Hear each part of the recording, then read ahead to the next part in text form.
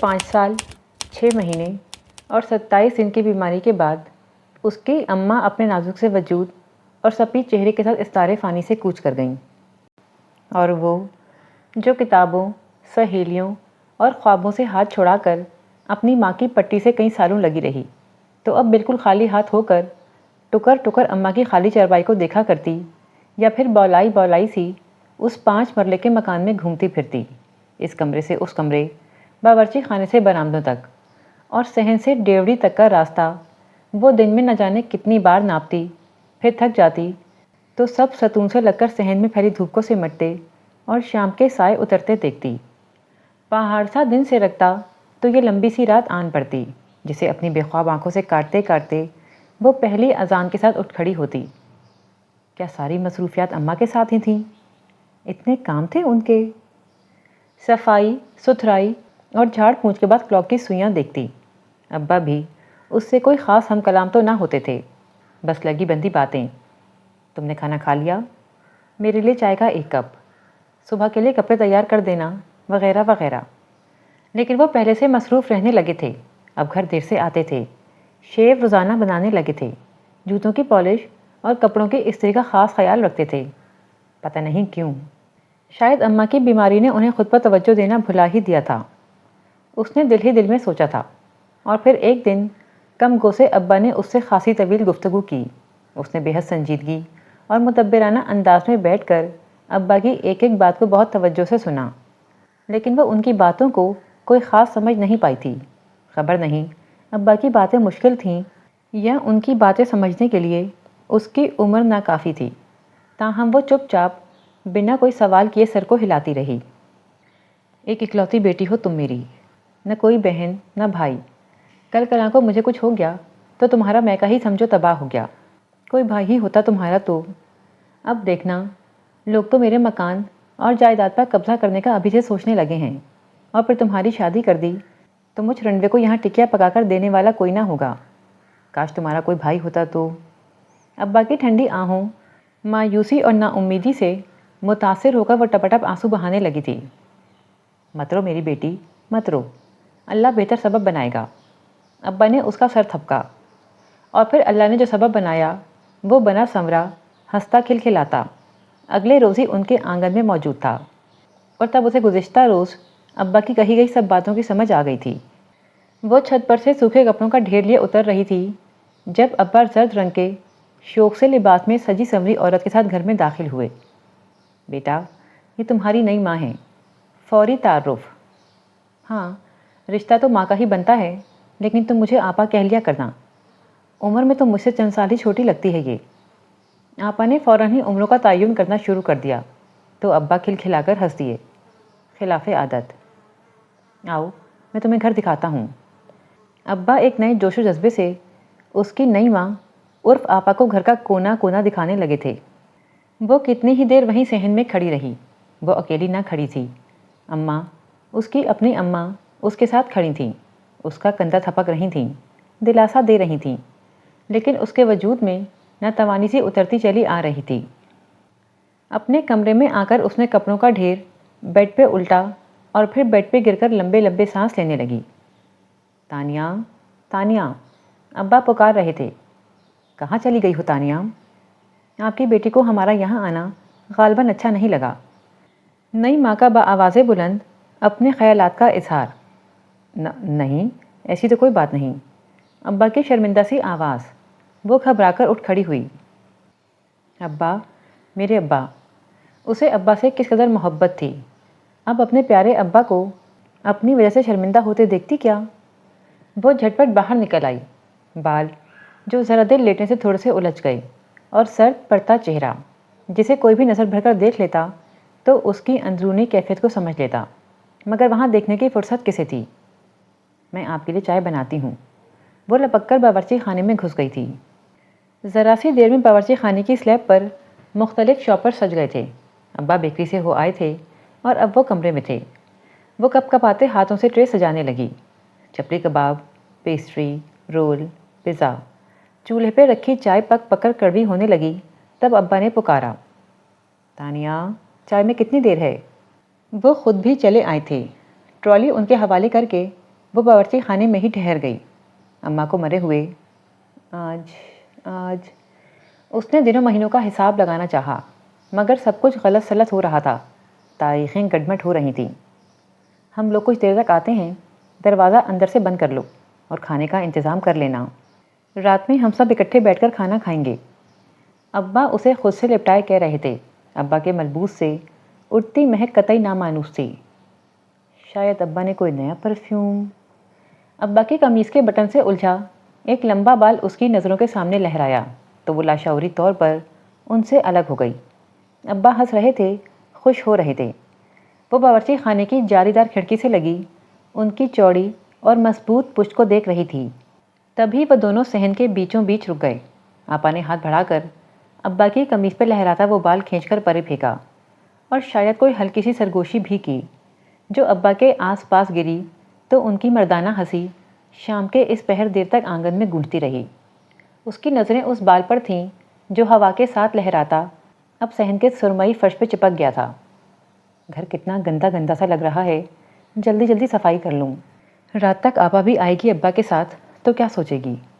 اس کی نظریں بھٹک بھٹک کر اس لمبے بال کا طواف کرتی رہیں تو تنگ آ کر اس نے سب کام چھوڑ چھاڑ کر صحن میں خوب پانی بہایا، اتنا پانی کہ وہ لمبا بال پانی کے ساتھ بہتا ہوا نالی کے جالی دار ڈھکن کے اندر کہیں بہہ گیا۔ شام کے وقت جھاڑو؟ اماں اس کی اپنی امبا تمبی کرتی رہیں، وہیں برآمدے میں کھڑی، لیکن وہ سنی انسنی کرتی شڑاپ شڑاپ جھاڑو چلاتی رہی۔ بہار آ گئی تھی۔ آنگن کی پرلی دیوار کے ساتھ لگے شہتوت کے سارے درخت بور سے لگ گئے تھے۔ ایسی ہی بہار اسے لگتا تھا ابا پر بھی اتر آئی ہے۔ وہ پہلے سے تنومند ہو گئے تھے اور سفید رنگت والے چہرے سے خون چھلکنے لگا تھا۔ بہت عرصے بعد ان کا باورچی خانہ انواع و اقسام کے کھانوں کی خوشبو اور کلائی میں پہنی چوڑیوں کی کھنک سے آباد ہوا تھا۔ آپا کے ہاتھ میں بلا شبہ کمال کا ذائقہ تھا۔ بریانی، کباب، کڑھی، کوفتے بنانا اس کے بائیں ہاتھ کا کھیل تھا، اور یہ سب چیزیں بنانے کھلانے میں آپا نے اس کے ہاتھ سے ڈوئی بھی بڑی آسانی سے ہتھیا لی تھی۔ جس کے ہاتھ میں ڈوئی ہوتی ہے، گھر اور خاندان پہ راج بھی اسی کا ہوتا ہے۔ اب اس گھر پہ وہی حکمرانی کرے گی۔ تمہیں کوئی تنگی ترشی محسوس ہو تو بھائی جان سے کہہ کر میری طرف چلی آنا، خالہ بھی تو ماں برابر ہوتی ہے۔ خالہ نے فون پر سمجھایا تھا۔ نہیں، مجھے بھلا کیا تنگی اور ترشی ہوگی؟ اس نے بڑے سبھاؤ سے انہیں اور پھر خود کو بہلایا تھا۔ وہ تو بڑے آرام اور آسانی سے آنے والی کو سب کچھ سونپتی جا رہی تھی۔ سب کچھ اسی کا تو ہے۔ وہ دن میں کئی بار خود کو تسلی دیتی، جب آپا اسے کھانا خود نکال کر دیتیں، جب باورچی خانے کی بیشتر کیبنٹس کو تالا لگاتیں، جب ماچس، برتن دھونے کا صابن، سرف، شیمپو اور چینی جلدی ختم ہونے پر اس سے استفسار کرتیں، جب چائے بنانے کے لیے پتیلی میں دودھ خود ڈال کر دیتیں، تب بھی وہ یہی سوچتی، سب کچھ اسی کا تو ہے۔ تانیہ باورچی خانے میں تھی۔ آپا اس کے کمرے میں آ کر کہہ گئی تھیں، تم سبزی اور پیاز وغیرہ کاٹ دو، پکاؤں گی میں خود۔ اگلا پیغام تب ملا جب وہ باورچی خانے میں آ کر سبزی دھو رہی تھی۔ لہسن ادرک بھی چاپ کر لینا، میں ابھی آتی ہوں۔ سبزی، پیاز، ادرک، لہسن، ٹماٹر، صرف دھنیا ہی تو صاف کرنے والا رہ گیا تھا۔ وہ سبز پتے چننے لگی۔ اماں، اس کی اپنی اماں نے ہولے سے میز بجائی۔ تانیہ نے نظریں اٹھائیں تو وہ دھنیا کی سب چنیوں کی طرف اشارہ کرنے لگیں۔ آپا کو پسند نہیں، وہ کہتی ہیں صرف پتے چن دیا کرو۔ اور مسعود جو اس کی کھوج میں باورچی خانے میں چلا آیا تھا، پہلے حیران ہوا اور پھر بے اختیار ہی ہنس دیا۔ ارے تم اکیلے میں بھی باتیں کرتی ہو؟ وہ اس کے سامنے بیٹھ کر پوچھنے لگا۔ تانیہ نے کوئی جواب نہیں دیا تھا، اور عموماً ایسا ہی ہوتا تھا۔ وہ جواب میں کچھ نہیں بولتی تھی، صرف مسعود بولتا تھا، اور تانیہ کو وہ لڑکا عجیب لگتا تھا جو ہر چھوٹی سی چھوٹی بات پر کہہ کہا لگاتا تھا، اسے گہری آنکھوں سے دیکھتا تھا۔ وہ آپا کا کزن تھا جو اس کے آنے پر یوں ہی ادھر سے ادھر کھسک جایا کرتی تھیں، کبھی کمرے میں گھس جاتیں تو کبھی کسی پڑوسن کا حال دریافت کرنے نکل جاتیں۔ اور وہ بھی ایسی ہی ایک تنہا سی شام تھی جب مسعود آیا اور آپا کسی کام سے چھت پر چلی گئیں۔ مسعود اپنی ہی کسی بات پر ہنسا اور اسی ہنسی میں وہ تانیہ کے اس قدر قریب چلا آیا کہ تانیہ کو اس سے خوف آنے لگا۔ وہ اتنا لمبا چوڑا تو کبھی بھی نہ تھا، پھر بھی اس لمحے تانیہ کو اپنے چہار جانب پھیلا ہوا محسوس ہوا۔ وہ زرد رو سے اس سے بچنے کی کوشش میں بھاگی تو ابا سامنے کھڑے تھے، عین تانیہ کے سامنے، اور وہ بھاگ کر ان کے سینے میں سما گئی۔ ابا اسے بازوؤں میں بھیجے مسعود کو خون خوار نظروں سے گھورتے رہے، یہاں تک کہ وہ لمبے لمبے ڈگ بھرتا گھر کا بیرونی دروازہ پار کر گیا اور وہ مرے مرے قدم اٹھاتی اپنے کمرے میں آ گئی۔ اس رات اس نے پہلی بار ابا کے کمرے سے ہنسنے اور باتیں کرنے کے سوا کچھ اور آوازوں کو سنا۔ یہ ابا کے دھاڑنے کی آواز تھی اور آپا کی سسکیوں کی، اور اس نے رات کی تاریکی میں دو ناموں کو بار بار سنا تھا، مسعود اور تانیہ۔ وہ اپنے بخار زدہ راشا اترتے بدن پہ کمبل لپیٹے، کانوں پہ ہتھیلیاں جمائے لیٹی تو پھر اگلے کئی روز تک اٹھ نہ سکی۔ مسعود بھی اگلے کئی دن تک گھر میں نظر نہ آیا تھا۔ نیلے آسمان پر سفید موہین سے بادل ٹکڑیوں میں بٹے ہوئے تھے۔ چیل اپنے لمبے پر ساکت کیے فضا میں گول دائرے بنا رہی تھی۔ وہ کتنی دیر آنگن میں چارپائی پر لیٹی خالی ذہن اور خالی آنکھوں سے آسمان کو دیکھتی رہی، حتیٰ کہ دروازے پر دوسری بار دستک ہو گئی۔ وہ نہ چاہتے ہوئے اٹھ کر دروازے تک گئی۔ کون؟ میں، خاور۔ آپا بازار گئی ہیں، اس نے کہا، پھر آنے والے کا جواب نہیں سنا، یوں ہی الٹے قدموں لوٹ آئی، اور یہی بات رات کے ہنگامے کا سبب بن گئی تھی۔ وہ کچھ دیر پہلے ہی کھانے کی ٹرے ابا کے کمرے میں پہنچا کر آئی تھی۔ آپا کی طبیعت ناساز تھی، بظاہر تو ہٹی کٹی نظر آتی تھیں، خدا جانے کیا مسئلہ تھا۔ سارا دن بازار میں گھومتی رہیں، تھک گئی ہوں گی، اس نے وہیں تک سوچا جہاں تک وہ سوچ سکتی تھی، اور پھر جیسے دھواں اٹھتا ہے بہت ہولے آہستگی سے اور پھر بلند ہوتا چلا جاتا ہے، اسی طرح ابا کے کمرے سے اٹھنے والی دھیمی آوازیں شور اور شور سے ہنگامے میں بدل گئی تھیں۔ وہ بھاگ کر اپنے کمرے سے نکلی اور تھر تھر کانپتی ابا کے دروازے سے جا لگی۔ میرا ماں جایا تھا وہ، جسے دروازے سے ہی الٹے پاؤں لوٹا دیا گیا۔ کیا ہوں میں اس گھر میں؟ کیا حیثیت ہے میری؟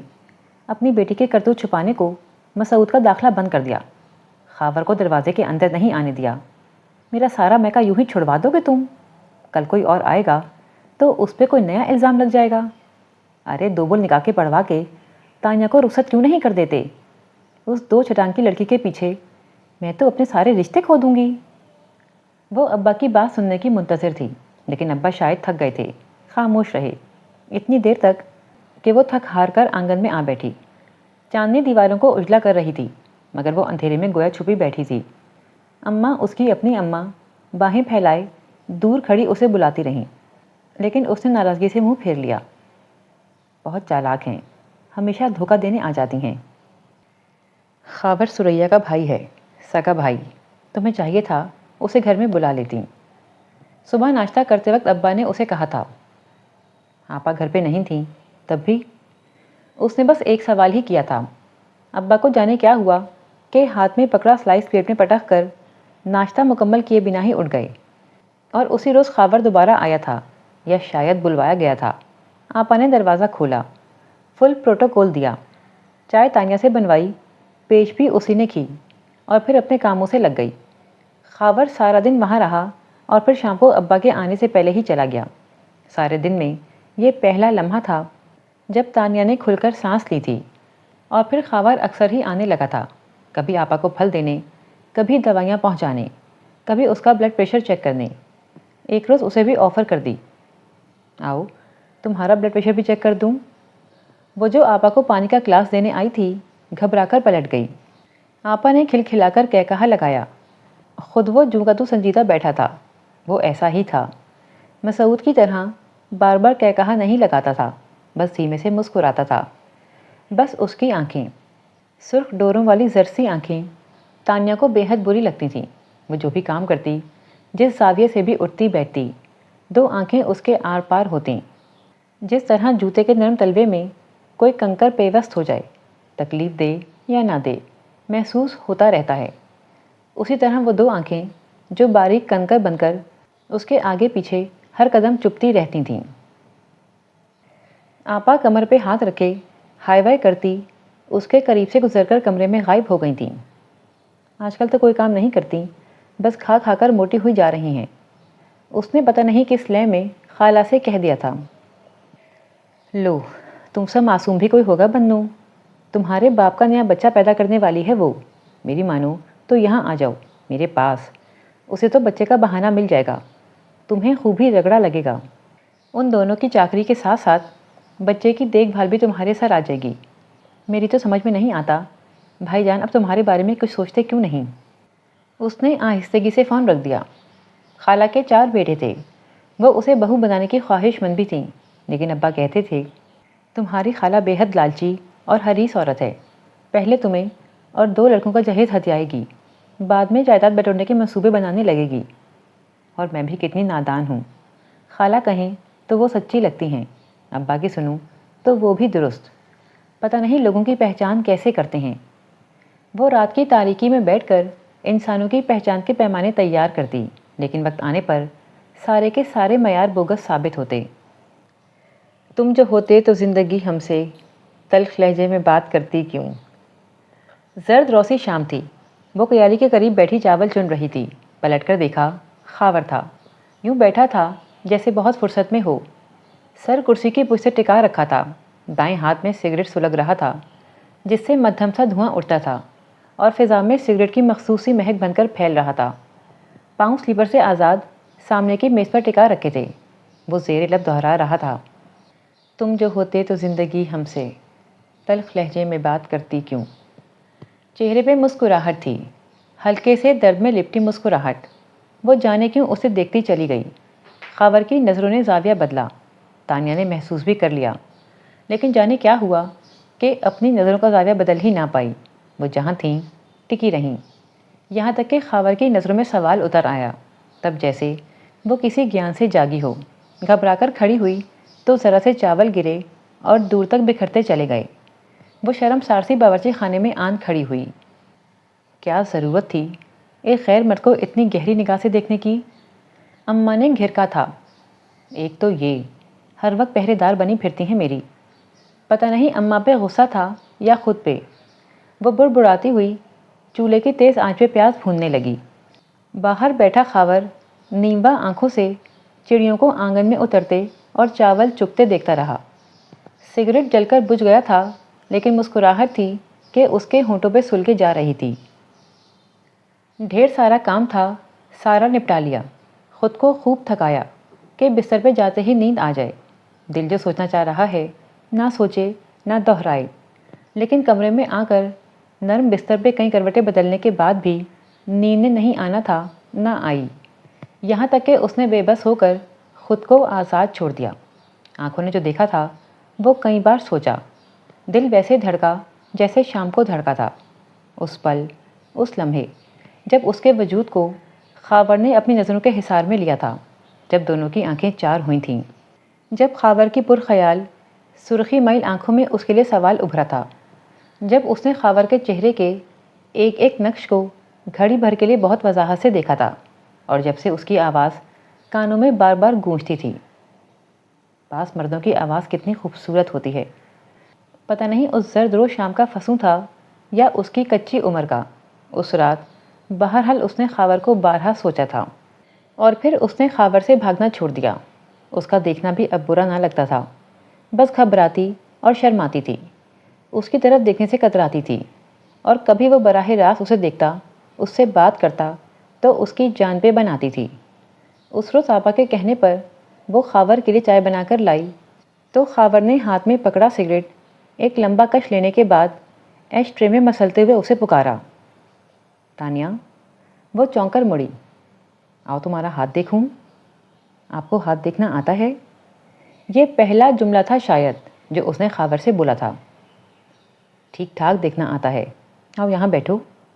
خاور نے کرسی گھسیٹ کر اپنے مقابل رکھی، وہ قدرے جھجکتے ہوئے بیٹھ گئی، اپنی ہتھیلیاں اس کے سامنے پھیلا دیں، کوری، بے داغ، نرم، گداز، گلابی ہتھیلیاں، جنہیں خاور نے کئی لمحے نظروں کے حصار میں رکھا، پھر ایک دم ہی خاور کا مضبوط، سانولا، کھردری ہتھیلی والا ہاتھ اس کے ہاتھ کے نیچے آ ٹھہرا۔ وہ ذرا سا کپ کپائی، چونک کر نگاہ اٹھائی۔ خاور کے دل میں کیا ہے وہ اس کے چہرے سے اندازہ نہ کر پائی تھی۔ خاور نے انگوٹھے سے اس کی ہتھیلی پہ بکھری موہین سی لکیر کو چھوا تو تانیہ کا دل پگھل کر پورے وجود میں دھڑکنے لگا تھا۔ تبھی ہلکی سی آہٹ ہوئی، ان دونوں نے سر اٹھایا۔ ابا چند قدم کے فاصلے پر کھڑے تھے۔ ان کے چہرے اور آنکھوں میں کیا تھا ان دونوں کو سمجھنے میں دیر نہ لگی۔ تانیہ نے فوراً چاہا کہ ابا پر واضح کر دے۔ ابا، خاور میرا ہاتھ دیکھ رہے ہیں، مستقبل کی باتیں بتائیں گے۔ لیکن خاور نے یوں بدک کر اس کا ہاتھ چھوڑا کہ وہ جہاں کی تہاں بیٹھی رہ گئی۔ اصولاً خاور کو ابا کو سلام کرنا چاہیے تھا، لیکن اس کے حلق سے آواز نہ نکلی تھی۔ نظریں چرا کر لمبے لمبے ڈگ بھرتا بیرونی دروازہ پار کر گیا۔ وہ ہکا بکا سی بیٹھی اپنے سامنے رکھی خالی کرسی اور اپنے پھیلے ہوئے ہاتھ کو دیکھتی رہ گئی۔ تم اس قدر نادان اور بے وقوف ہو سکتی ہو، میں سوچ بھی نہیں سکتا تھا۔ ابا اس کے ساتھ اس کے کمرے میں آئے تھے۔ ان کا لہجہ درست اور آنکھیں سرخ تھیں۔ یہ ابا کو کیا ہو گیا ہے؟ وہ پہلوؤں میں لٹکتے ہاتھوں میں بیڈ شیٹ دبوچے ہراساں سی بیٹھی تھی۔ یہ سب کے سب کم صرف، گھٹیا اور کمینے لوگ ہیں۔ تمہارے قابل ہونا تو دور کی بات، تمہارے معیار کو بھی نہیں چھو سکتے۔ آئندہ تم ان کے قریب بھٹکیں تو مجھ سے برا کوئی نہ ہوگا۔ ابا کہہ کر پلٹے تو پھر قدم آگے نہ بڑھا سکے۔ آپا دروازے میں کھڑی تھیں، اور نہ صرف کھڑی تھیں بلکہ حرف بحرف سن بھی چکی تھیں۔ تانیہ نے ابا کے چہرے پہ ایک رنگ آتے اور ایک رنگ جاتے دیکھا تھا۔ آپا نے کچھ کہا نہیں، یوں ہی پلٹ گئیں۔ لیکن رات ہونے سے قبل وہ گھر چھوڑ کر جا چکی تھیں۔ کئی مہینوں بعد تانیہ نے ابا کو ایک بار پھر رات بھر جاگتے اور خود سے باتیں کرتے سنا تھا۔ ہم تو گھٹیا، کم ظرف اور کمینے لوگ ہیں۔ آپ آسمان سے اتری ہوئی اعلیٰ اور عرفہ مخلوق، ہم آپ کے قابل کہاں؟ آپ کے معیار کو تو چھو بھی نہیں سکتے۔ چاہیے محترم اپنے ہم پلہ لوگوں کو ڈھونڈیں اور انہی سے رشتہ جوڑیں۔ آپا بیٹا پیدا کرنے والی تھیں، انہیں پتہ تھا تو رب کا پتہ ان کے ہاتھ میں ہے، سو نخرہ دکھانا تو بنتا تھا نا۔ ابا روز جاتے آپا کو لینے، پھر انہی قدموں واپس بھی آ جاتے۔ آخر ابا معافی تلافی پر اتر آئے۔ پھر اس بار آپا نے نرمی دکھائی۔ ٹھیک ہے، چلوں گی آپ کے ساتھ، لیکن میری ایک شرط ہے۔ آپ تانیہ کے بول خاور کے ساتھ پڑھوا دیجیے۔ دیکھیے میاں، ہمارے درمیان جب بھی جھگڑا ہوا اسی تانیہ کی وجہ سے۔ جب تک وہ اس گھر میں ہے یہ مسئلے مسائل نکلتے ہی رہیں گے۔ وہ اپنے گھر کی ہو جائے گی تو آپ بھی سکون سے ہم ماں بیٹے کی دیکھ بھال کر سکیں گے۔ اور ویسے بھی تانیہ خاور سے محبت کرتی ہے، خاور بھی اسے نگاہوں سے اوجھل نہیں ہونے دیتا۔ آپا کے چہرے پہ بڑی خوبصورت مسکراہٹ تھی۔ ابا چپ چاپ اٹھ کر چلے آئے۔ اس نے تیسری بار کمرے میں جھانکا تھا۔ ابا ایک ہی زاویے میں بیٹھے تھے۔ چائے کا کپ ٹھنڈا ہو گیا تھا اور اس پر بالائی کی تہ جم چکی تھی۔ کون سی سوچ ہے جو ختم ہونے میں نہیں آ رہی؟ وہ فکر مند سی آگے بڑھ آئی۔ ابا آہٹ پر چونکے، پھر سیدھے ہو بیٹھے، ٹانگیں سمیٹ کر، گویا اسے بیٹھنے کا اشارہ دیا تھا۔ وہ چپ چاپ بیٹھی انہیں دیکھے گئی۔ آپ نے چائے نہیں پی ابا؟ تھوڑی دیر بعد وہ ان سے مخاطب ہوئی۔ ابا نے طویل سانس لے کر اس کی طرف دیکھا۔ وہ بولے تو یوں گویا اس کی بات سنے ہی نہ ہو۔ یہ بہت عجیب سا خاندان ہے۔ عورتیں گھر کا خرچ چلاتی ہیں اور مرد گھروں میں ہاتھ پہ ہاتھ رکھ کے مفت کی روٹیاں توڑتے ہیں۔ میری مجبوری تھی، میں پھنس گیا۔ اس عمر میں کوئی مناسب رشتہ مل جانا کوئی ایسی آسان بات نہیں تھی، اور تمہارا رشتہ اس خاندان سے جوڑنا۔ انہوں نے قطعی انداز میں سر کو جھٹکا۔ سوال ہی پیدا نہیں ہوتا۔ تمہارے سامنے کوئی مجبوری نہیں کہ تم اپنے سے دگنی عمر کے مرد کو اپنے لیے منتخب کرو۔ ابا پھر خاموش ہو گئے۔ اس کا دل چاہا کہہ دے، میں نے کب کسی کو منتخب کیا ہے، لیکن وہی کم ہمتی، کم حوصلگی ہونٹوں پہ آئی بات بھی کہہ نہ پائی۔ ایسا کرو، اپنا سامان باندھ لو۔ ہیں؟ اس نے چونک کر ابا کو دیکھا۔ بلکہ سامان کیا، ایک بیگ میں چند جوڑے رکھ لو۔ میں چاہتا ہوں تم ان لوگوں کے سائے سے بھی دور رہو۔ سریا کو میں لائن پر لے آؤں گا، اس کے نام نہاد رشتہ داروں سے بھی جان چھڑا لوں گا۔ بس ذرا بچہ پیدا ہو جائے۔ بچہ باندھ لیتا ہے عورت کو، اور پھر بیٹا ہو تو ماں کو ہلنے بھی نہیں دیتا۔ ابا اس سے کہتے کہتے خود سے کہنے لگے تو وہ اٹھ کر اپنے کمرے میں آ گئی۔ چند جوڑے کیوں رکھ لوں؟ ابا مجھے کہاں لے جائیں گے؟ کسی دارالامان میں، گرلز ہاسٹل میں، ایتھی ہوم، یا ہو سکتا ہے سامان سمیت کسی نہر میں دھکا دے آئیں، یا کسی ریل کی پٹری پر۔ آنسو ٹپاٹپ بہنے لگے۔ اماں کے مرنے کے بعد وہ پہلی بار یوں بے بس ہو کر روئی تھی۔ جو ابھی اس دنیا میں آیا بھی نہیں، اس کے لیے اتنی چاہت کہ مجھے اس گھر سے نکال رہے ہیں۔ نہیں آتی آپا تو نہ آئے، میری بلا سے میں کیوں سامان باندھوں؟ پر ابا کو تو اب انہیں کی پرواہ ہے، میں کون ہوں ان کی؟ وہ بلک بلک کر روتی رہی۔ اماں پائنتی کی طرف آ بیٹھیں۔ اس نے ان کی کوئی تسلی، کوئی دلاسا نہ سنا، الٹا شکوہ کرتی رہی۔ کیا ضرورت تھی اتنی جلدی مرنے کی؟ میرا خیال بھی نہ کیا۔ اب دیکھ لیں کیا ہو رہا ہے میرے ساتھ۔ مائیں زندہ نہ رہیں تو باپ بھی باپ نہیں رہتے۔ اسے ابا سے شدید نفرت محسوس ہو رہی تھی، انہیں ابا سے جنہیں وہ ہمیشہ پیارے ابا کہا کرتی تھی۔ یوں ہی سسکتے بلکتے رات گزر گئی۔ صبح گھڑی بھر کے لیے آنکھ لگی کہ ابا سر پہ آ کھڑے ہوئے۔ بیگ کھلا پڑا تھا لیکن ایک دم خالی۔ اوفو، کہا بھی تھا۔ خیر چلو اب گاڑی نکل جائے گی۔ جھٹپٹے کا وقت تھا جب وہ ابا کے ساتھ گھر سے نکل آئی، اتنی عجلت میں کہ پلٹ کر تسلی سے اپنے گھر کو ایک نظر دیکھ بھی نہ سکی، کوئی یاد نہ سمیٹی، کوئی احساس نہ چرایا، یوں ہی نکل آئی خالی ہاتھ۔ اس زرد روز شام کا فسوں بھی وہیں کہیں طاق پہ دھر آئی، خاور اور اس کی مدھر آواز کا جادو، اس کی کھردری ہتھیلی کا لمس، سب کچھ پیچھے رہ گیا۔ اماں دروازے کی چوکھٹ پر بیٹھی تھیں، شاید وہیں رہ گئیں۔ اس نے آس پاس نظر دوڑائی، اونگتے جاگتے مسافروں میں کہیں دکھائی نہ دیں۔ اس نے تھک کر کھڑکی سے سر ٹکا دیا۔ باہر بھاگتے دوڑتے مناظر کو دیکھ کر اس کی آنکھیں تھکنے لگیں تو خاموشی سے آنکھیں بند کر لیں۔ اس کے برابر بیٹھے ابا اس سے الگ تھلگ خاموش بت بنے بیٹھے تھے۔ بہت ہی خوبصورت بنگلوں کی ایک طویل قطار تھی، جس میں سے ایک بنگلے میں ابا اسے لے کر داخل ہوئے تھے۔ یہاں کل رات غالباً خوب ہی بارش ہوئی تھی، ہر چیز نیم آلود تھی، درخت، پھول، پودے، پتے، دیواریں اور زمین بالکل بھیگی ہوئی۔ وہ گویا کسی حیرت کدے میں کھڑی تھی۔ باہر سے نظر آنے والا خوبصورت بنگلہ اپنے بہیجر میں ایک جنگل چھپائے بیٹھا تھا۔ یہ لمبی لمبی گھاس، خردرو جنگلی بیلیں، درختوں، پودوں کی بے ترتیب بڑھی ہوئی شاخیں، گھاس تھی کہ پختہ روش کو بڑے کروفر سے چھپائے کھڑی تھی۔ برآمدے کی ڈھلوانی چھت کو سبز بیلوں نے پوری طرح چھپا دیا تھا۔ نازک شاخیں نیچے تک لٹک رہی تھیں اور انہیں شاخوں سے پرے ایک خاتون اپنے سامنے کھڑے ملازم پہ گرج برس رہی تھیں۔ 6 سالوں سے ہر کسی کی غمی، خوشی، شادی، موت کا خیال رکھا۔ مہینہ ختم ہونے سے پہلے روپے ٹرانسفر کرا دیتی تھی کہ تنخواہ میں دیر نہ ہو، اور تم لوگوں نے یہ حال کیا میرے گھر کا؟ وہ چلا رہی تھیں اور ملازم مؤدب سن رہے تھے۔ ہر چیز کا خیال رکھا ہے، صرف مالی چھٹی پر تھا اسی لیے۔ کب سے چھٹی پر تھا؟ میرے خیال میں تو وہ ان 6 سالوں میں 6 بار بھی یہاں نہیں آیا ہوگا۔ اس کی مستقل چھٹی کرو، نیا مالی بلاؤ، اور مجھے ایک ہفتے کے اندر اندر۔ پتہ نہیں کون ہے۔ ابا ایک طرف خاموشی سے کھڑے تھے، تانیہ ان کی باتوں سے دھیان ہٹا کر ایک بار پھر بنگلے کا جائزہ لینے لگی تھی۔ ارے تم؟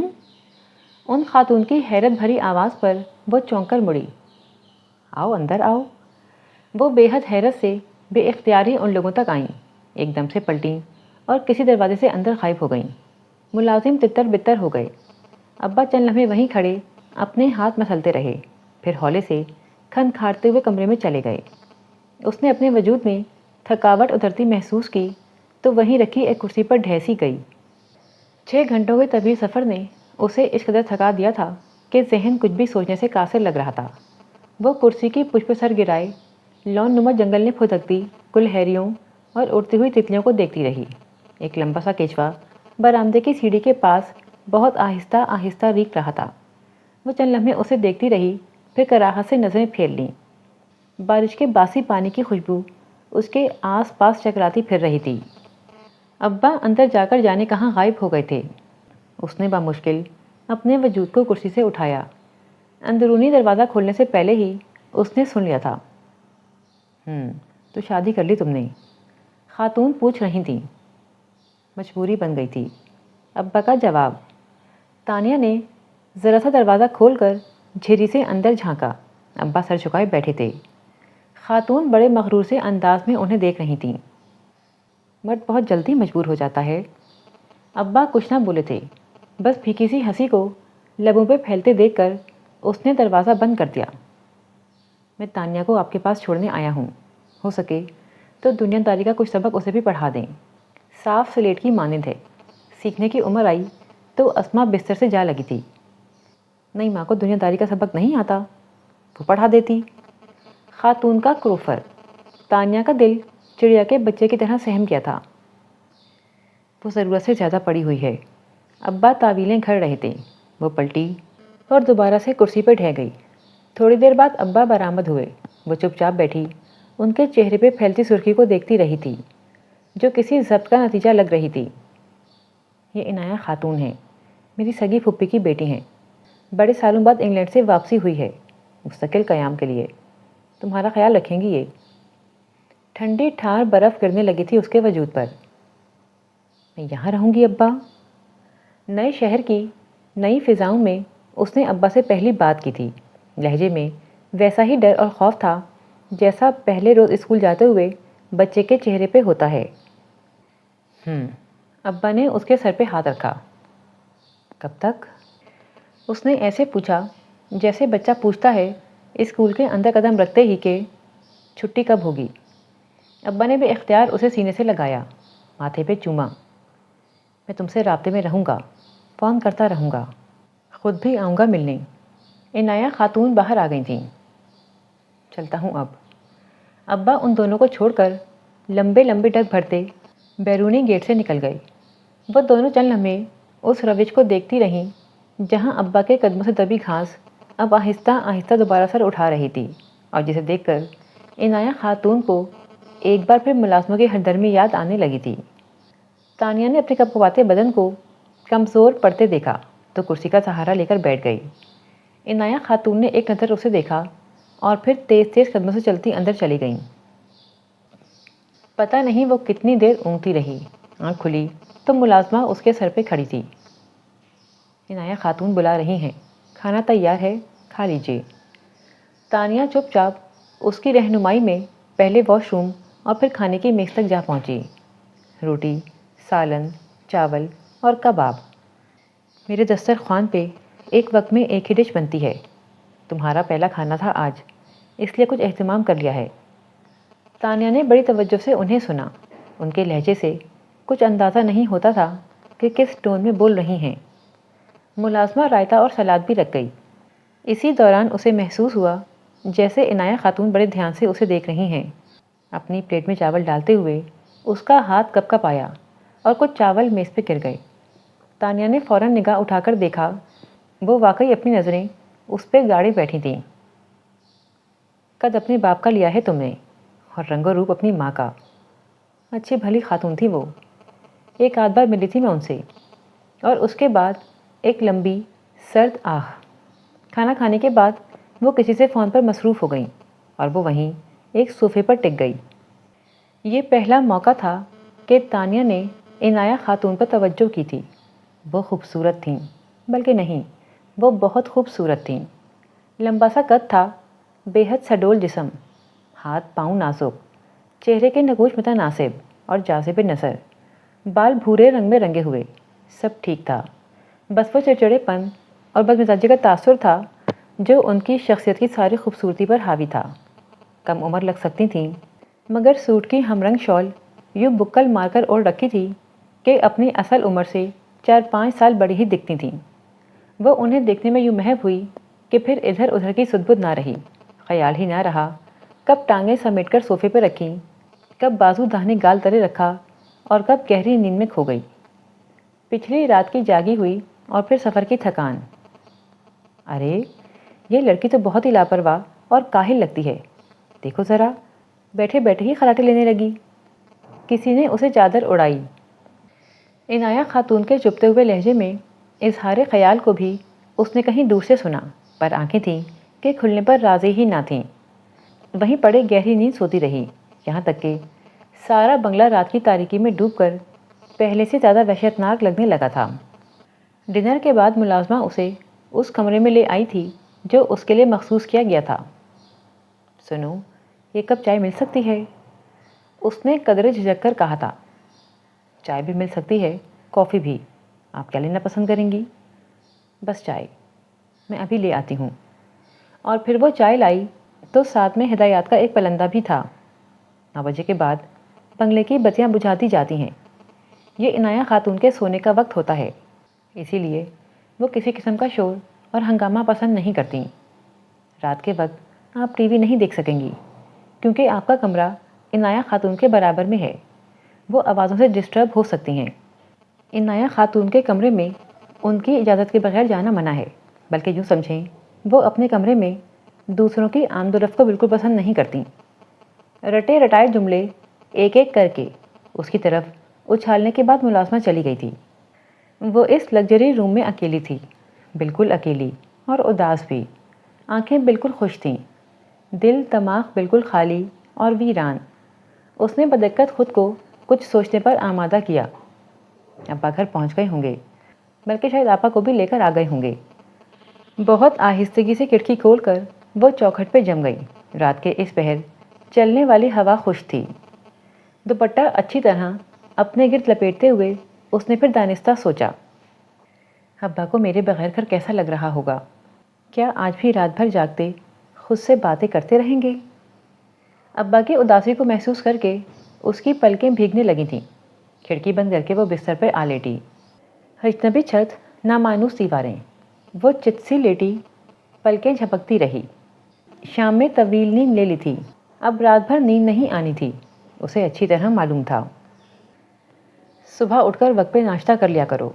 مڈل کلاس لوگوں کی طرح سارا دن گھر میں چولہا جلتا رہے مجھے اچھا نہیں لگتا۔ رات بھر جاگنے کے بعد آخری پہر آنکھ لگی تھی تو صبح کھلتی کیسے؟ سو دیر سے جاگی تھی، اس لیے ناشتے میں بھی دیر ہو گئی تھی۔ ابھی تو پہلا نوالا ہی منہ میں ڈالا تھا کہ عنایہ خاتون کی سرد اور سپاٹ سی آواز کانوں میں پڑی، جیسے ہموار سڑک پہ ننھے ننھے پتھر دور تک لڑکتے ہوئے چلے جائیں۔ نوالا اس کے حلق میں پھنسنے لگا تھا۔ جھٹ سے پانی کا گلاس منہ کو لگا لیا، کن اکھیوں سے انہیں دیکھا۔ وہ بخور صفائی ستھرائی کا جائزہ لے رہی تھیں۔ دیواریں، دروازے، کھڑکیاں، کرسیاں، میز، مصنوعی آرائشی پودے، تصاویر، ایک ایک چیز کو چھو رہی تھیں، اور پھر یوں ہی دیکھتے دیکھتے وہ باہر نکل گئیں۔ پانی کا گلاس منہ سے ہٹایا تو ناشتے کی پلیٹ بھی پرے کھسکا دی۔ ملازمہ نے حیرت سے اسے دیکھا، وہ جواباً مسکرا بھی نہ سکی۔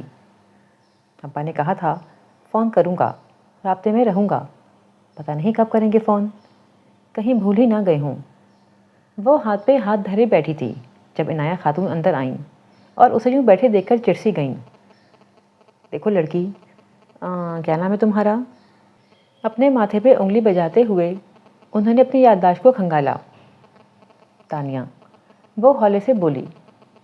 ہاں تانیہ، دیکھو بچی، میں تمہیں بہت زیادہ وقت نہیں دے پاؤں گی، بہت عرصے بعد یہاں آئی ہوں، بہت کام کرنا ہے مجھے، پرانے دوستوں سے ملنا ہے، آرٹ کا کچھ کام ہے، کچھ کولیگز کے ساتھ ڈسکشنز، ایک بوتیک اسٹارٹ کرنے کا ارادہ ہے، پھر گھر کا بکھیڑا۔ تم اپنے لیے خود ایکٹیویٹیز تلاش کرو، چاہے گھر کے اندر یا گھر سے باہر۔ کوکنگ میں دلچسپی ہے تو اس کی کلاسز لے لو، فلاور میکنگ، سیلف گرومنگ، سب تم پر ہے۔ میں صرف اتنا کر سکتی ہوں کہ گاڑی اور ڈرائیور تمہارے حوالے کر دوں۔ وزٹ کرو، پسند کرو، جہاں ایڈمیشن لینا ہو بتا دو، میں تمہارے ساتھ چلی جاؤں گی۔ میں کب تک یہاں رہوں گی؟ اتنی لمبی گفتگو کے جواب میں اس کا یہ سوال۔ عنایہ خاتون کے چہرے پہ برہمی دیکھ کر اسے اپنی غلطی کا بے تحاشا احساس ہوا تھا۔ میرا مطلب ہے، تمہارے باپ نے تمہیں بتایا نہیں؟ نہیں، انہوں نے مجھے کچھ نہیں بتایا۔ وقت قریب تھا کہ وہ رو دیتی۔ عنایہ خاتون طویل سانس لے کر سیدھی ہو بیٹھیں اور بغور اسے دیکھنے لگیں۔ بہت کم عمر ہو تم، تمہارے ابا کہہ رہے تھے تمہیں دنیا داری کا کچھ طریقہ سلیقہ سمجھا دوں۔ دریا کے پانی میں اتریں تو ہی اس کی گہرائی کا اندازہ ہو پاتا ہے۔ تم دنیا میں نکلو گی تو دنیا داری بھی سیکھ جاؤ گی۔ ڈرائنگ روم میں بیٹھ کر پڑھائے گئے سبق وقت آنے پر ناکارہ ثابت ہوتے ہیں۔ بہار کا موسم قریب تھا، لالیوں کا نیا جوڑا اترا تھا۔ بنگلے کی آخری دیوار کے ساتھ سرونٹ کوارٹر کے روشن دانوں کی جالیوں میں گھستے نکلتے ان پرندوں کو دیکھ کر اسے بارہا اپنا گھر یاد آیا تھا۔ برآمدے کے جالی دار روشن دانوں میں چڑیوں نے کئی گھونسلے بنا رکھے تھے۔ اس موسم میں کیسی ہلچل اور شور مچ جایا کرتا تھا۔ وہ لالیوں کو گھونسلہ بناتے دیکھتی اور ان دنگوں کو یاد کرتی جو برآمدے میں جا بجا بکھرا کرتے تھے۔ عجیب کاہل اور سست لڑکی ہے یہ، منہ اٹھائے پرندوں کو دیکھتی رہتی ہے اور جہاں دل چاہے پڑھ کر سوئے رہتی ہے۔ عنایہ خاتون بڑی ناگواری سے ملازمہ کے سامنے اظہار کر رہی تھیں۔ محض اتفاق کہ اسی وقت وہ بھی اندر داخل ہوئی اور ان کے زرعی خیالات سے فیضیاب ہو گئی۔ ایسے وقت میں اس کی سانسیں سینے کے اندر ہی الجھنے لگتی تھیں۔ وہ بتا ہی نہ پائی کہ ان کے لگژری روم میں اسے رات بھر نیند نہیں آتی، آنکھیں تھک جاتی ہیں، کروٹیں بدل بدل کر جسم چور ہو جاتا ہے اور بے تحاشا سوچیں دماغ کو بے سکون کیے رکھتی ہیں۔ ایسے میں دن کے کسی پل میں چند لمحوں کی جھپکی جو اسے غنیمت محسوس ہوتی تھی، عنایہ خاتون کا اس پر بھی اعتراض تھا۔ ابا نے مجھے یہاں چھوڑ کر گویا اپنے سر سے بلا ٹالی ہے۔ ابھی ابا کا فون آیا تھا اور وہ جو بھاگی بھاگی ننگے پاؤں بے تاب سی فون تک آئی تھی تو ابا کا نپا تلا لہجہ اور لیا دیا سا انداز سن کر بجھ سی گئی تھی۔ ابا میں واپس کب آؤں گی؟ اس نے بڑی ہمت سے پوچھا تھا۔ جواباً کچھ لمحوں کی خاموشی کے بعد لائن کٹ گئی تھی۔ اس نے بھی اسی خاموشی سے ریسیور رکھ دیا اور چپل پیروں میں ارڑس کر باہر نکل آئی۔ بی بی زیادہ دور مت جائیے گا۔ چوکیدار کی واضح ہدایت کے باوجود وہ سیدھی سڑک پہ چلتی رہی تھی۔ سنسان سڑک پہ اس کے سوا ایک ہی نوعمر لڑکا تھا جو ایک تواتر سے کسی بنگلے کی بیل بجا رہا تھا۔ سڑک آگے سے مڑ رہی تھی، وہ وہیں سے واپسی کے لیے پلٹی۔ تبھی اس بنگلے کا گیٹ کھلا۔ اس نے بے دھیانی میں اس بنگلے سے کسی کو نکلتے اور پھر خونخوار انداز میں اپنی طرف بڑھتے دیکھا۔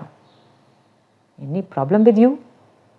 سرخ آنکھیں، بکھرے بال، ملگجہ لباس، شرٹ کے اوپری بٹن کھلے۔ وہ جو کوئی بھی تھا یقیناً گہری نیند سے جاگا تھا، لیکن وہ اس سے کیوں مخاطب تھا تانیہ سمجھ نہیں پائی تھی۔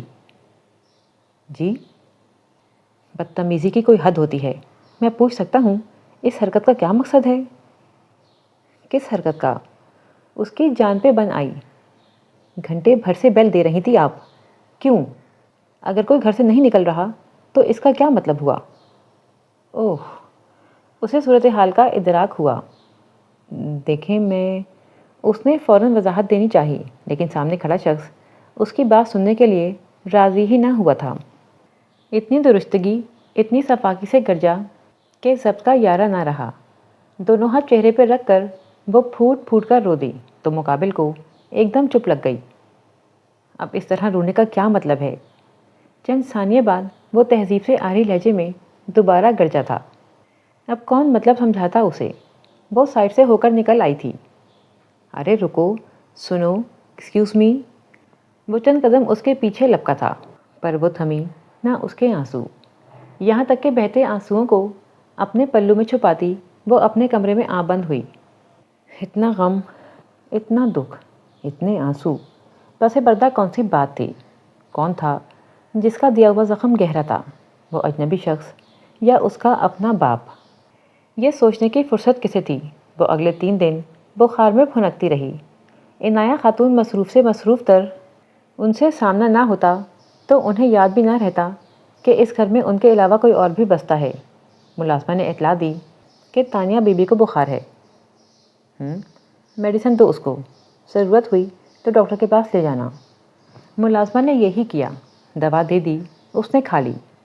ڈاکٹر کے پاس لے جانا چاہا تو راضی نہ ہوئی، اسے ضرورت نہ تھی، جانتی تھی ڈاکٹر کے پاس ہر مرض کا علاج نہیں ہوتا۔ چوتھے روز اپنے پاؤں پہ کھڑی ہونے کی قابل ہوئی تو عنایہ خاتون سے آمنا سامنا بھی ہو گیا۔ اسے دیکھ کر وہ ایک پل کے لیے چونک سی گئی۔ ارے یہ تم نے کیا حالت بنا رکھی ہے؟ میں واپس جانا چاہتی ہوں۔ چند قدم چلنے سے ہی سانس پھولنے لگی تھی۔ صوفے پہ بیٹھ کر اس نے ملتجی انداز میں کہا تھا۔ ہمیشہ کی طرح خلاف توقع بات کہہ کر اس نے انہیں چڑھا دیا تھا۔ میں لے کر آئی تھی تمہیں، جس کے ساتھ آئی تھی اس سے کہو آ کر تمہیں لے جائے۔ بہت بڑے بنگلے میں رہنے والی عنایہ خاتون بات بہت چھوٹی کرتی تھیں۔ تانیہ صوفے پہ بیٹھی فضا سے آکسیجن کشید کرتی رہی اور عنایہ خاتون اس لڑکی کو اپنے ناپسندیدہ افراد کی فہرست میں شامل کرتی باہر نکل گئی تھیں۔ اس نے سوچا اور پھر اسی آن فون کا نمبر ملا کر کہہ بھی دیا، مجھے آ کر لے جائیں ابا، میرا دل نہیں لگتا آپ کے بغیر۔ اسے یقین تھا کہ ابا اسے ٹال دیں گے، کوئی نہ کوئی بہانہ گھڑ لیں گے، لیکن جو ابا نے کہا اسے سننے کی 1% امید بھی نہیں تھی اسے۔ دل نہیں لگتا میرے بغیر یا خاور کے بغیر؟ وہ تھرا کر رہ گئی تھی۔ ابا! لفظ اس کے ہونٹوں سے ادا ہونے بھی نہ پائے تھے کہ ابا نے دوبارہ چابک لہرایا تھا۔ تم یہاں آنا چاہتی ہو؟ ان بے غیرت لوگوں کے ہاتھوں کھلونا بننا چاہتی ہو تاکہ تنہائی میں بیٹھ کر؟ پدرانہ غیرت کا تقاضا تھا کہ وہ اس سے آگے کچھ نہ کہتے، لیکن اس کی غیرت نے بہت آگے کی بات سمجھ لی تھی۔ ریسیور ہی ہاتھوں سے نہ چھوٹا تھا، اسے پتہ چلا کہ باپ کا اعتبار، محبت، شفقت سب کچھ چھوٹ گیا تھا۔ سانسیں بے تنہا الجھ گئی تھیں۔ اس سے قبل کہ وہیں گر جاتی، وہ بھاگ کر باہر نکل آئی تھی۔ دونوں ہتھیلیوں پہ اپنا سر گرائے وہ انتظار میں تھی کہ کون سی سانس آخری ہوگی۔ تبھی کوئی قریب آ کر جاندار آواز میں پکارا تھا، عنایہ خاتون ہوں گی گھر پہ؟ اس نے سر اٹھا کر دیکھا اور ایسا دیکھا کہ سامنے والے پہ گویا کوئی طلسم پھونک دیا۔ ایسا چہرہ، ایسی آنکھیں، ایسی نظر۔ وہ پتھر تھا جو بھربھری ریت بن کر ڈھہ گیا، سرا سرا ہو گیا۔ یہ چہرہ آج سے پہلے کائنات میں کہیں نہ دیکھا تھا، نہ یہ آنکھیں، نہ ان آنکھوں میں تاحزن۔ لیکن تلاش اسی کی تھی۔ وہ اس کے وجود کا کوئی گمشدہ حصہ تھی جسے پا کر ہی اس کی روح کی تکمیل ہونا تھی۔ وہ اس کے سامنے نہیں تھی، جا چکی تھی، بس وہ رہ گیا تھا، حیران، بے یقین۔ یہاں تک کہ شام کا سورج اس کے سامنے ڈوب کر چاروں اور تاریکی پھیلا گیا تھا۔ ابا! اسی تاریکی میں اس کے ہونٹوں سے سسکی بن کر ابھرا تھا، کیا ہو گیا آپ کو ابا؟ آپ نے یہ سب میرے لیے سوچا، میرے لیے کہا؟ کون سا خاور؟ کہاں ہے؟ نہ کبھی سوچا، نہ یاد آیا۔ وہ تو وہیں کہیں رہ گیا تھا، اسی شام کی دہلیز پہ۔ ابا کیا سمجھے تھے؟ کیا کرتی تھی میں تنہائی میں؟ کس کے ہاتھوں کھلونا بنی تھی؟ یا اللہ! یہ سب کیسے سوچا ابا نے؟ سوچا یا ان کے دماغ میں انڈیلا گیا؟ سردی محسوس ہونے لگی تھی۔ اس نے کمبل کھینچ کر اپنے اوپر ڈال لیا۔ پورا بدن کپ کپا رہا تھا۔ وہ کمبل لپیٹے پڑی رہی، سردی بڑھتی رہی، بستر پہ کانٹے اگائے تھے۔ پھر نیند کس کافر کو آتی؟ ریان جہانگیر آپ سے ملنے آئے ہیں، ملازمہ نے کھڑکی کا پردہ ہٹاتے ہوئے اطلاع دی۔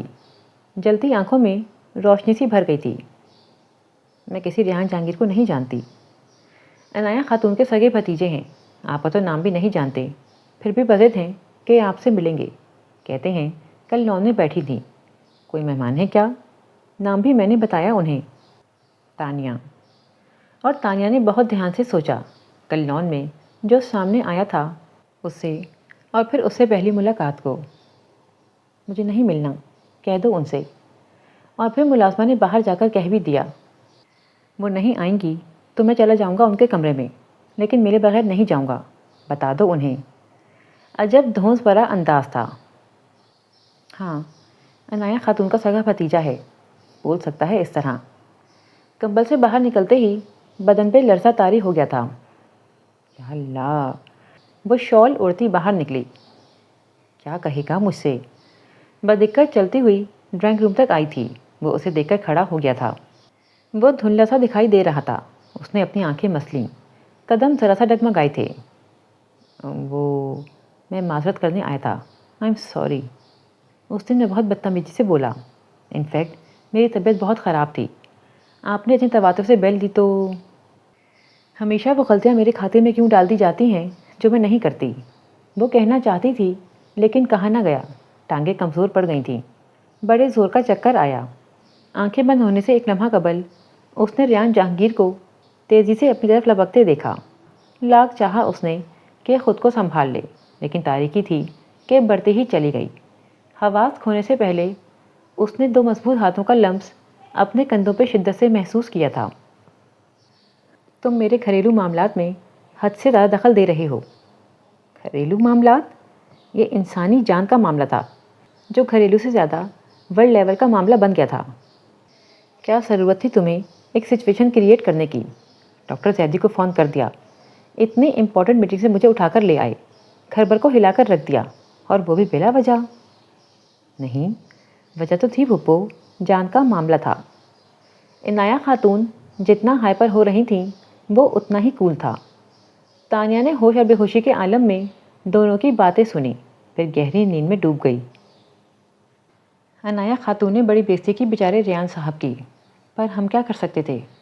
پھپھی بھتیجے کا آپس کا معاملہ تھا۔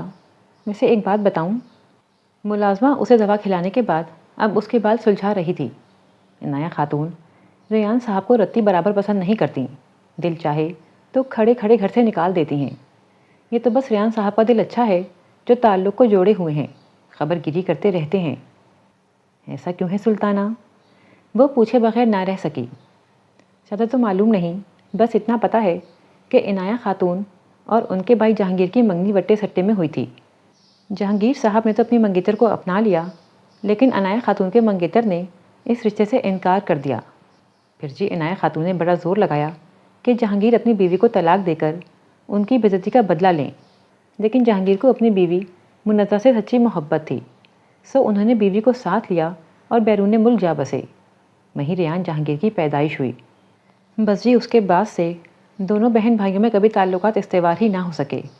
سچ کہوں تو عنایہ خاتون ہی انہیں معافی دینے پر راضی نہیں، وگرنہ وہ بیچارے تو آج تک سر ٹکرا رہے ہیں کہ کسی طرح کی رنجش ان کے دل سے نکل جائے۔ پر نہ جی، عنایہ خاتون کا دل کسی زمانے میں ہوگا خون کا لوتھڑا، پر اب تو پتھر ہے پتھر۔ وہ چپ چاپ سنے گئی تھی۔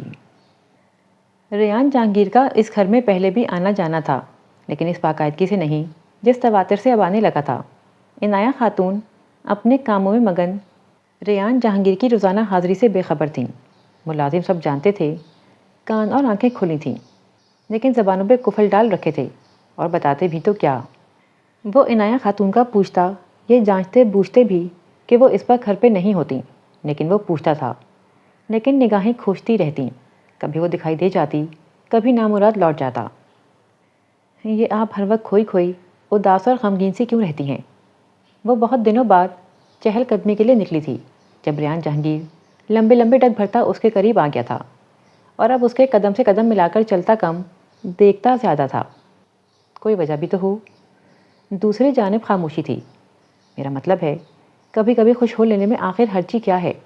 بندے کو ہنستا مسکراتا نظر آنا چاہیے۔ کوئی وجہ بھی تو ہو، وہ بہت دھیمے لہجے میں بولی تھی۔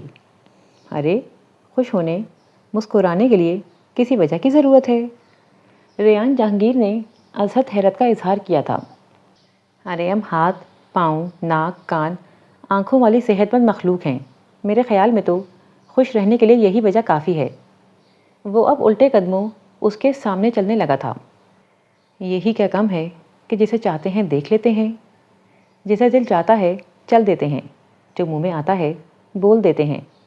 اور 4 روزہ زندگی، میری سمجھ میں نہیں آتا لوگ ذرا ذرا سی بات کو لے کر رنجیدہ کیوں ہو جاتے ہیں آخر۔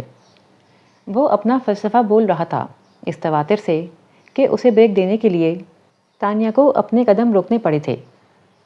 کیا ہوا؟ میرے خیالات پسند نہیں آئے کیا؟ نہیں، گھر سے نکلے ہوئے کافی دیر ہو گئی ہے۔ وہ واپسی کے لیے پلٹی۔ ایسے کیسے جا سکتی ہیں؟ آئیے میں آپ کو اپنا گھر دکھاتا ہوں۔ اس نے ایک دم اس کا ہاتھ تھاما تھا، اور اس نے یوں چھڑایا تھا گویا کسی بچھو نے کاٹ لیا ہو۔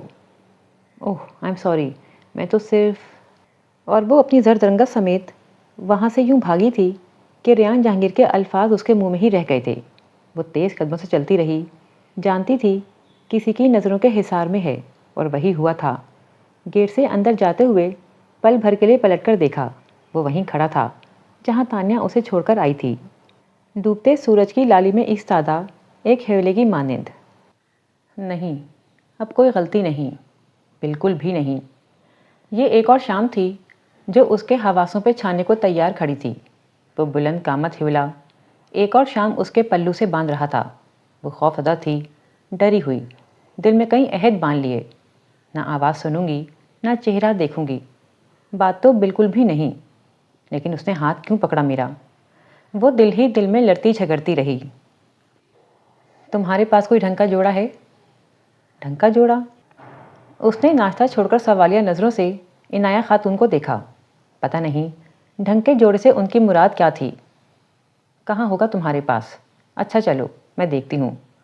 بات کا کوئی سرا اس کے ہاتھ نہ لگا، انہوں نے خود ہی بات شروع کی، خود ہی لپیٹ دی۔ شام کو البتہ ایک نہایت خوبصورت لباس اس کے سامنے رکھ دیا۔ منزہ اور جہانگیر آ گئے ہیں دبئی سے، آتے ہی محفل بھی جما لی۔ تمہارے ابا کو جانتے ہیں، اصرار کر رہے تھے کہ تمہیں بھی ساتھ لے کر آؤں۔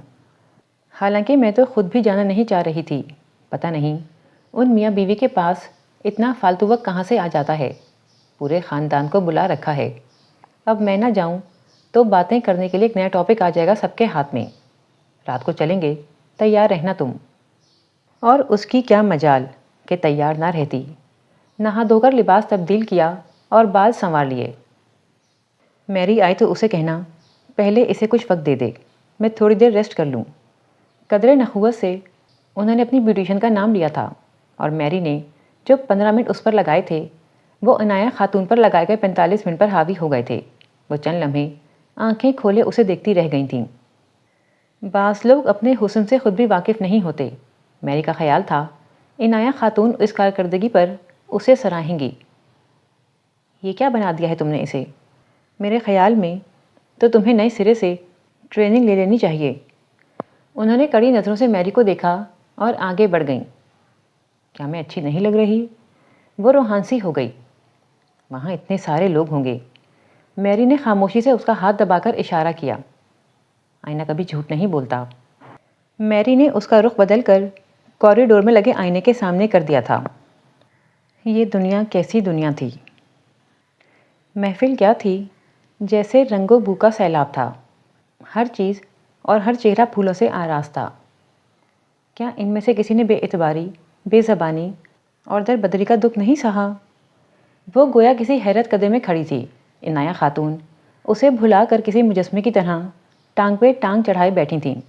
وہ ان سے چند قدم کے فاصلے پر کھڑی انگلیاں چٹکھاتی رہی جب منزہ اس تک آ پہنچیں. دونوں ہاتھوں میں اس کا چہرہ تھام کر بہت محبت سے دیکھا تھا انہوں نے. بہت پیاری لگ رہی ہو, بالکل اپنی ماں کی طرح. بہت اعلیٰ خاتون تھیں وہ. جب بھی ملتیں دل پر نقش چھوڑ جاتی تھیں. شاید اس لیے اللہ نے انہیں بھری محفل میں یہ کوئی وقت نہیں تھا پرسہ دینے کا. اس کا احساس انہیں شدت سے تب ہوا جب تانیہ کی آنکھیں تیزی سے لبریز ہونے لگیں. Oh, I am sorry, really very sorry. بس تمہیں دیکھا تو فوراً ہی کہہ ڈالا. آؤ میرے ساتھ, اندر آؤ. وہ اسے بازوؤں میں گھیرے اندر کسی کمرے میں لے گئیں. آنسو پوچھے, پانی پلایا. تمہاری آنکھوں کا رنگ بہت یونیک ہے. نیلے کانچ سی آنکھیں تھیں. آنسو بہہ جانے کے بعد اور بھی خوبصورت دکھنے لگی تھیں. وہ کہے بغیر نہ رہ سکیں. تب کسی نے انہیں باہر پکار لیا. وہ تنہا بیٹھی خود سے لڑتی جھگڑتی رہی. ان آنسوؤں کو کوستی رہی جو اماں کے ذکر پر وقت اور مقام کا کچھ خیال ہی نہ کرتے تھے. اور گلاس وال کے پرے کھڑا ریان جہانگیر اس کی ایک ایک ادا کو دیکھتا رہا, یہاں تک کہ وہ خود کو سمجھا بجھا کر اس وسیع و عریض ڈرائنگ روم میں پھیلی محفل میں چلی آئی. تب وہ اس کے قریب چلا آیا تھا. آپ کا گھر بہت خوبصورت ہے. اسے دیکھتے ہی وہ فوراً بولی. یہ گریز تھا. وہ خود کو کسی بھی سوال سے بچانا چاہتی تھی. ڈرائنگ روم میں اس کی موجودگی کا سوال یا نم آنکھوں پر سوال. وہ کچھ بھی پوچھ سکتا تھا. وہ کچھ بھی بتا نہ پاتی. اور سامنے ریان جہانگیر تھا جو کہتا تھا محبت دوسرے کے دل میں اتر جانے کا نام ہے, اور دل میں تو وہ اتر ہی چکا تھا. پھر سوال. آؤ تمہیں اپنا گھر دکھاتا ہوں. وہ اسے بہلانا چاہتا تھا. اس بار ریان جہانگیر نے اس کا ہاتھ نہیں تھاما تھا. اس قدر امبیرسمنٹ ہو رہی تھی مجھے کہ بتا نہیں سکتی, اور تم اس قدر بے وقوف ہو کہ سارا وقت اس بے وقوف لڑکے کے ساتھ اس کے گھر میں گھومتی رہیں. سب لوگ تمہیں دیکھ رہے تھے. کچھ لوگ کس قدر ظالم اور شفاق ہوتے ہیں. بڑے آرام سے ہونٹوں سے مسکراہٹ نوش لیتے ہیں. عنایہ خاتون آج کے دن زخم نہ لگاتیں تو میری سزا کیسے پوری ہوتی. اتنے دنوں میں یہ تو ہوا تھا کہ دکھ اور تکلیف کو سہنے کا سلیقہ آنے لگا تھا. اب دل پہ نشتر لگتا تھا تو آنسو باہر نہیں اپنے اندر اتار لیتی تھی. قد آدم آئینے کے سامنے کھڑی ہو کر اس نے مہین دوپٹے کو اتار کر احتیاط سے رکھا. پھر کانوں سے ٹاپس اتار کر سنبھالنے لگی.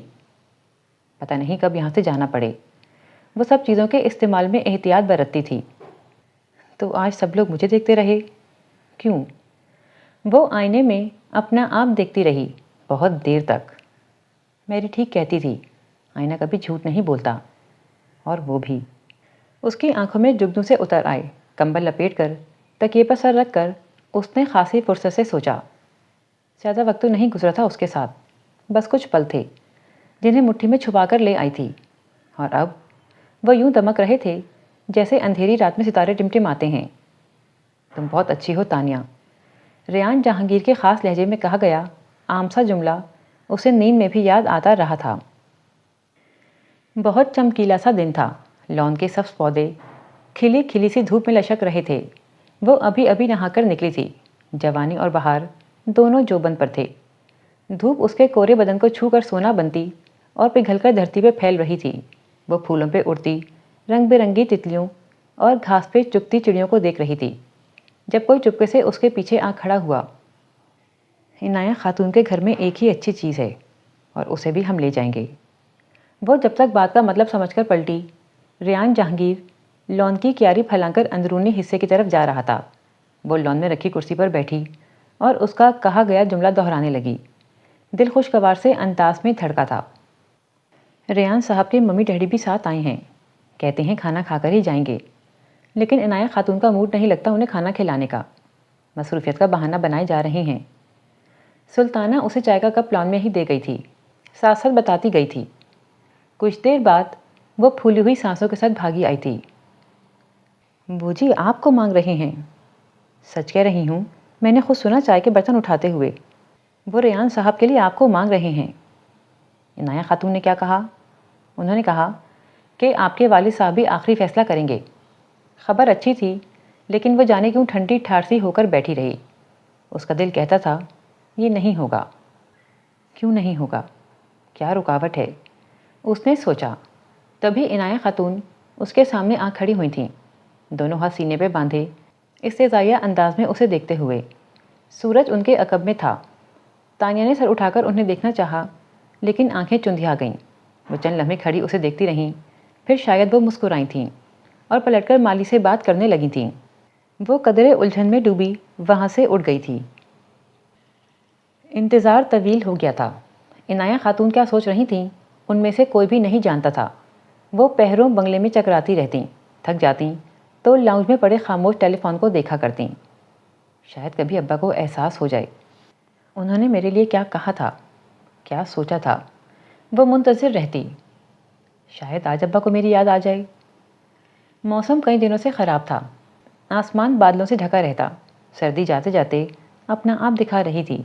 باہر کے موسم میں ایک بار پھر سویٹر، جرسیاں نظر آنے لگے تھے۔ وہ صبح سے بیکل پھر رہی تھی، نہ کھانے میں جی لگا، نہ سلطانہ کی باتیں اچھی لگ رہی تھیں۔ بس گلاس وال سے چپکی باہر برستی کنمن کو دیکھتی رہی۔ کتنا دل چاہ رہا تھا وہ بھی یوں ہی برسے، خشک آنکھیں تر ہو جائیں، دل کا سارا بوجھ ہلکا ہو جائے، لیکن اب اتنی جلدی رونا بھی نہیں آتا تھا۔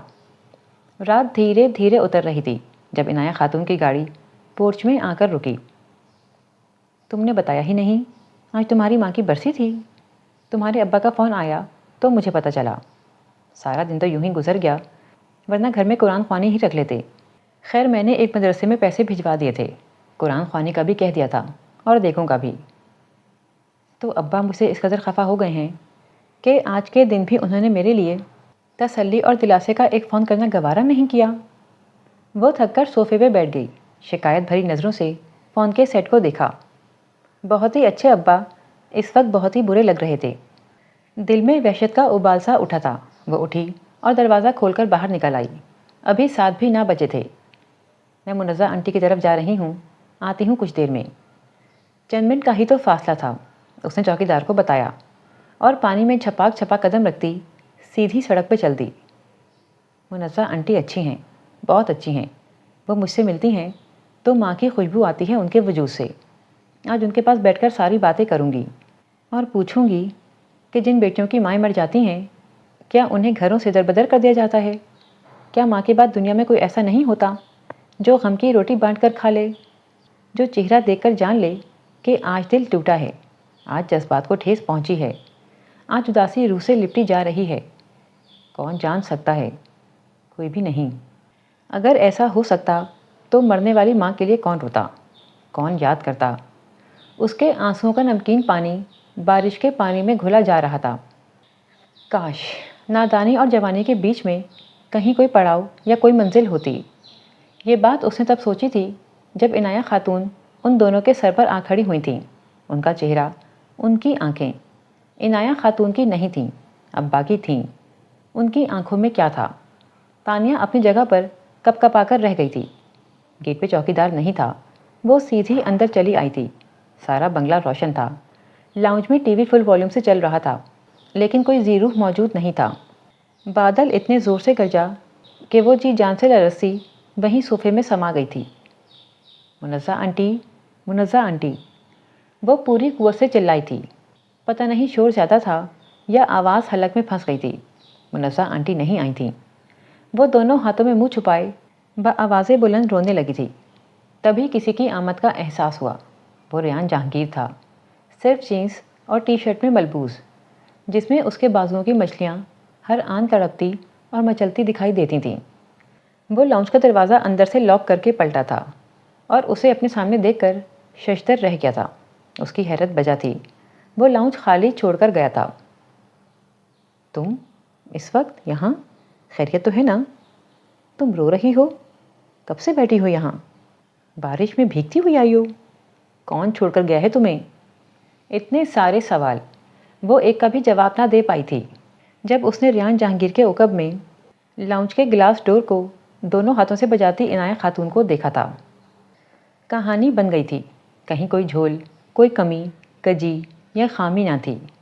منزہ اور جہانگیر دونوں گھر پر نہیں تھے، چوکیدار چھٹی پر خانسامہ کوارٹر میں، اور لاؤنج میں دروازے کھڑکیاں بند کیے ریان جہانگیر اور تانیہ سلمان اور بنت کار عنایت خاتون تھیں، تو پھر کوئی کیسے کسر رہتی؟ تانیہ روتی گڑ گڑاتی رہی، چلاتی رہی، لیکن کہیں کوئی کھوٹ نہ تھا۔ نفس بے لگام تھا، نہ دل و دماغ میں کوئی خناس سمایا تھا۔ پھر بھی یہ سب ہو گیا، کیسے ہوا اور کیوں؟ یہ سب اس کی سمجھ میں نہیں آ رہا تھا۔ یہ کیا کیا تم نے میرے ساتھ؟ بیٹی چھوڑ گئے تھے تو اس کے کرتوت اور کردار کی تفصیل ہی بتا جاتے، اور کچھ نہیں تو میں کسی کو اس کی رکھوالی کے لیے ہی رکھ چھوڑتی۔ کیا بتاؤں میں تمہیں، جوانی منہ زور ہوتی ہے۔ برستی بارش میں نکل گئی تھی گھر سے، اتنے بڑے بنگلے میں، وہ اور اس کا عاشق اکیلے۔ اگر میں وقت پر نہ پہنچ گئی ہوتی تو بتاؤ میں کس کس کو جواب دیتی؟ وہ دکھانے لائق نہیں چھوڑا اس نے ہمیں۔ صبح ہی آؤ اور لے کر جاؤ اس گندگی کی پوٹ کو۔ تانیہ سامنے بیٹھی تھی، دھڑکتے دل اور کھلی آنکھوں کے ساتھ مر چکی تھی۔ سانسوں کی آمد و رفت کو لوگ زندگی کا نام دیتے تھے، تو ہاں وہ زندہ تھی۔ اس قدر سے رنگت تھی اس کی کہ عنایت خاتون کے ریسیور رکھتے ہاتھ ایک لمحے کے لیے کپ کپا سے گئے تھے۔ خیر مجھے کیا، اپنا کیا ہی بھگت رہی ہے۔ کسی نے تھوڑی کہا تھا آدھی رات کو برسات منانے اپنے عاشق کے پاس جا پہنچے۔ وہ اسے ساکت و سامت بیٹھے چھوڑ گئی تھیں۔ بنگلے کی ساری بتیاں بجھ گئیں۔ آج گھر میں کسی نے کھانا نہیں کھایا تھا۔ یہ عجیب بات ہے عنایت، یعنی تمہیں اپنے خون پر بھروسہ نہیں؟ ریان جہانگیر ہمیں ساری بات بتا چکا ہے اور ہمیں اپنی بیٹی پہ پورا اعتماد اور یقین ہے۔ ان دونوں کی نیت میں کسی قسم کا کوئی فتور، کوئی کھوٹ نہیں تھا۔ یہ محض اتفاق تھا کہ وہ دونوں اس وقت اکیلے تھے، اور ظاہر ہے تانیہ بیچاری بھی ہماری غیر موجودگی سے واقف نہیں ہوگی۔ جبھی تو برستی بارش میں بغیر مجھے بتائے وہ محترمہ کچے دھاگے سے بندھی تمہارے بیٹے کے پاس پہنچ گئی۔ عنایت خاتون نے بھرپور طنز کرتے ہوئے جہانگیر کی بات کاٹ دی تھی۔ ہاں یہ غلطی اس کی ہے، میں مانتا ہوں۔ تم بلاؤ تانیہ کو، وہ ابھی تم سے معافی مانگ لے گی۔ مجھے کسی معافی تلافی کی ضرورت نہیں ہے۔ بلوایا ہے اس کے باپ کو، آ کر لے جائے گا۔ میرے اپنے بتیرے معاملات ہیں، مزید بھکیڑے نہیں پال سکتی۔ اتنی سی بات کو لے کر تم نے اس کے باپ کو بلوا لیا؟ منزہ نے حیرت کی انتہا کو چھوتے ہوئے پہلے عنایت خاتون اور پھر جہانگیر کو دیکھا۔ جی ہاں، فی الحال اس کی سرپرستی اس کے باپ کے پاس ہی ہے۔ تو ٹھیک ہے، پھر اگلی بات اس کے سرپرست سے ہی ہوگی۔ منزہ اٹھ کھڑی ہوئی تھیں۔ ہم نے ناحق ان سے رشتے کی بات چھیڑی، یہ تو لگتا ہے کچھ پرانے بدلے چکانے کے چکروں میں ہیں۔ منزہ نے دبے لہجے میں ہی کہا تھا، لیکن آواز اتنی بہرحال تھی کہ عنایت خاتون کی سماعتیں بھی فیضیاب ہو گئی تھیں۔ پرانے بدلے ہی سمجھو منزہ خاتون۔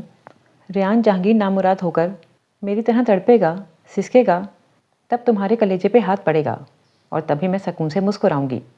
تمہارے بیٹے کی آنکھوں میں محبت کی ویسی ہی جوت جلتی ہے جیسی کبھی میری آنکھوں میں جلتی تھی منزہ جہانگیر، اور جسے تمہارا بھائی نفرت کے ایک ہی جھونکے سے اندھیروں میں بدل گیا تھا۔ منزہ اور جہانگیر جا چکے تھے۔ وہ ٹانگ پہ ٹانگ چڑھائے بیٹھی تھیں۔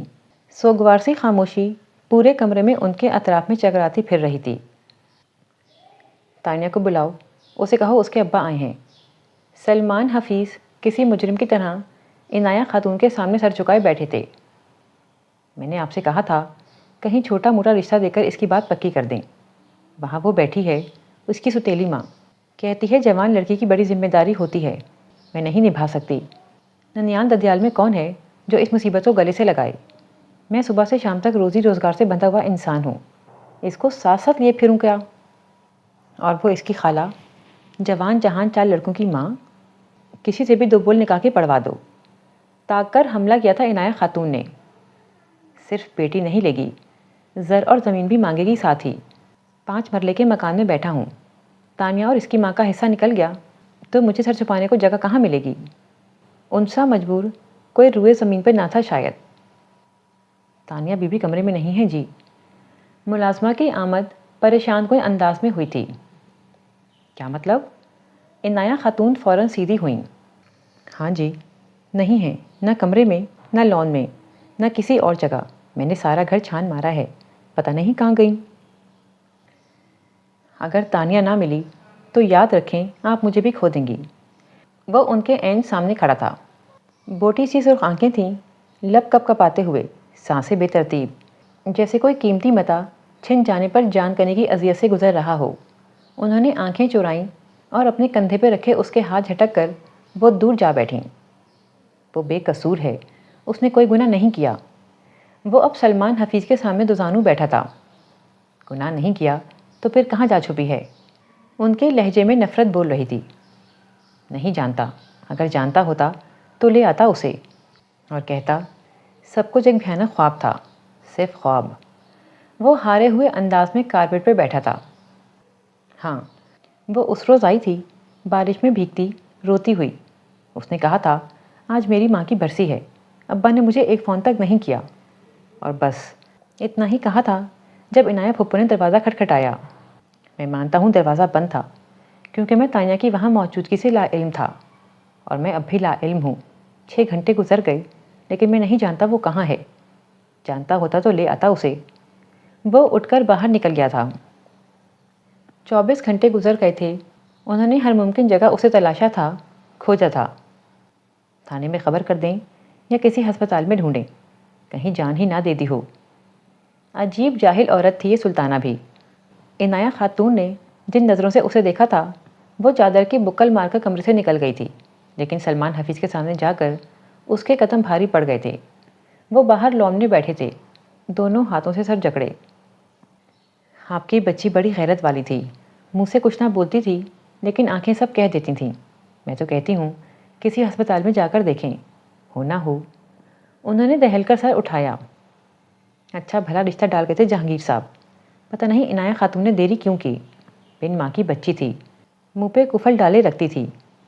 دل کی باتیں کہنے سننے کو ایک اور جی مل جاتا تو کسی کا کیا جاتا بھلا۔ سلطانہ نے خوف خدا سے زیر ہو کر اپنی پوری کوشش کر ڈالی تھی سلمان حفیظ کی آنکھیں کھولنے کی۔ اب آگے ان کا شعور تھا، تھپکی دے کر سلا دیتا یا جھٹکا دے کر جگا دیتا۔ جنم دے کر زمین مٹی کے پتلے، ابھی تک ہاتھ اپنے مل رہی ہے۔ کیا بگاڑا تھا میں نے آپ کا؟ مجھ سے کس چیز کا بدلہ لیا ہے آپ نے؟ وہ اپنے سینے میں چھرا گھونپے عین ان کے سامنے آ کھڑی ہوئی تھی، بھل بھل بہتا لہو۔ وہ ایک دم وحشت زدہ ہو کر چلائیں۔ کیا ہوا عنایہ، کیا ہوا؟ سب لوگ ان کے گرد جمع تھے۔ وہ ٹکر ٹکر سب کو دیکھتی رہیں۔ کچھ سمجھ میں نہ آ رہا تھا کہ کیا ہوا ہے۔ وہ سوئی تو نہ تھیں، یہی بیٹھی تھی سب کے درمیان۔ پھر شاید جھپکی سی آ گئی تھی۔